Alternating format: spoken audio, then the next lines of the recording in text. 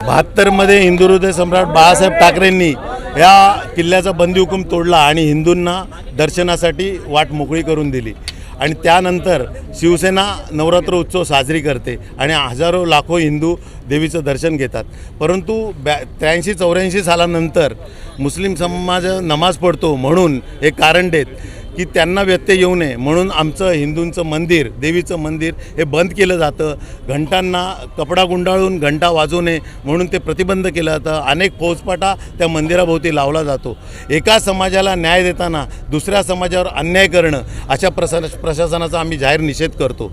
आज जे एकनाथ शिंदे या दिघे साहेबांनंतर या आंदोलनाचं नेतृत्व करत होते ते मुख्यमंत्री झाले, उपमुख्यमंत्री झाले, पालकमंत्री झाले, नगरविकास मंत्री झाले, परंतु त्यांनी हिंदूंना न्याय मिळवून दिला नाही।